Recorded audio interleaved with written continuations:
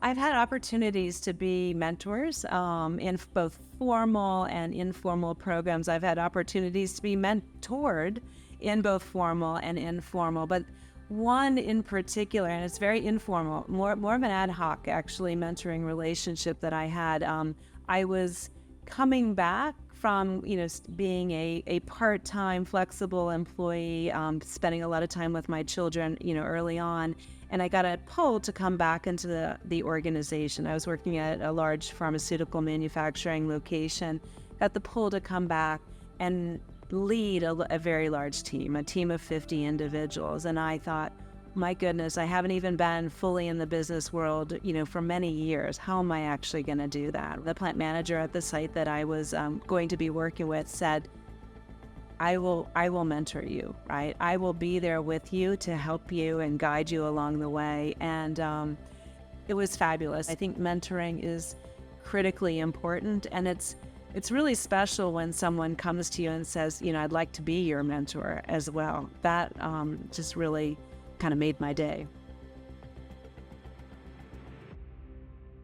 So mentoring is a big part of our objective or our goal, our vision of creating a culture of lifelong learning. And we're really thinking about how we create this culture of lifelong learning through the lens of education, exposure, and experience. And so many of you have probably heard of 70-20-10. And we are not necessarily using 70-20-10, but we're really wanting to emphasize education, exposure, and experience. And so mentoring is a big part of our exposure pillar in terms of how we offer and allow for the opportunities, learning and development opportunities around exposure. And it fits so nice and neatly. We've had a lot of fun. We have a 3-year strategy that we started about almost 3 years ago, or we developed it about 3 years ago. And we're really well into year 2 right now. And our first year, we focused primarily on the education pillar, and we're still doing a lot of work there. We're now really focusing in on how do we bring mentoring more to the forefront of learning and this culture of lifelong learning at Takeda. And we eventually will be offering gigs and projects, and so really focusing in a lot more on the experience side of the house, or the experience part of our framework as well. So mentoring is a big part of what we're doing and how we're offering exposure and these learning and development opportunities across Takeda. We have a goal to democratize mentoring across the organization. So we have impacted, I think, about 5,000 individuals across Takeda over the course of the last several years, which is about 10% of the population.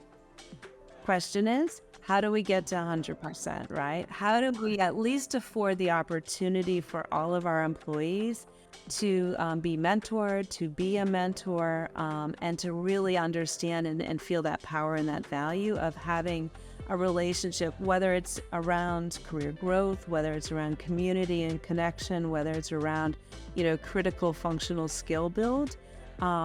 It's really our goal to be able to offer that opportunity across the board.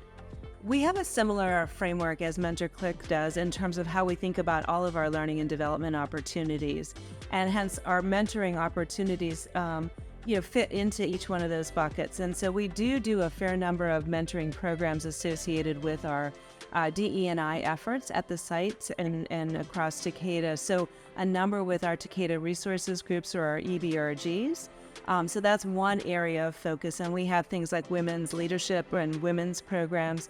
We have mentoring programs specifically associated with some of our TRGs and really enabling connection community within those TRGs. We also have an area around leadership and people leaders, and as well, we have some mentoring programs associated with key talent programs, and so that's another area of focus in terms of our mentoring programs.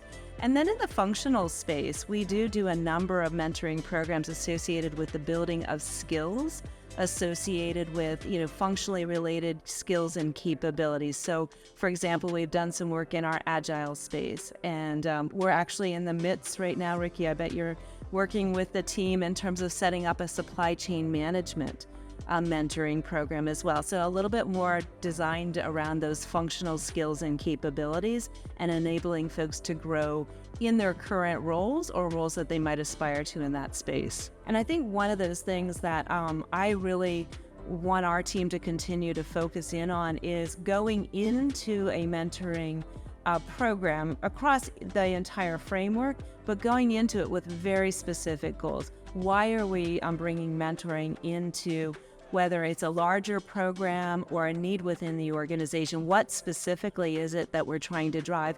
And then being able to identify those measurements, those business measures or business outcomes that we're seeking, and being able to come back full circle and go, did we achieve what we were looking to achieve, and how did we do essentially? One of the ways in which we're using or getting ready to use MentorClick as a platform is really around peer-to-peer group learning. And we are so excited. Not just my team is really excited, but the organization is really excited to see how we can influence groups to really learn from each other. So, last year when we were working on our people leader development framework and how we were going to enable the capability building of our people leaders across Takeda, we asked our people leaders, how do you want to learn? And the number one response was with and through my peers, right? And so at that time, we weren't even thinking about MentorClick or the mentoring, any kind of mentoring.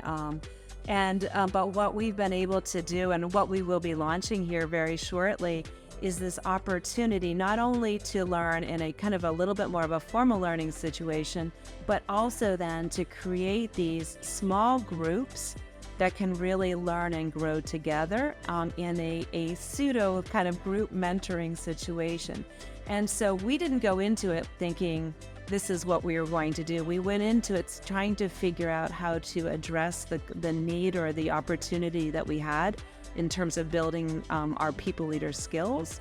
And it happened that, we had this light bulb go off this spring, if you remember, and going, wait a second. I think we can manage this and really use the platform support, because it's really truly a group mentoring situation that we're working on here. Making sure that each and every mentoring program is really strong is really important, because we want to make sure that if an individual, wherever they sit in the organization, enters a mentoring relationship, that it's high quality.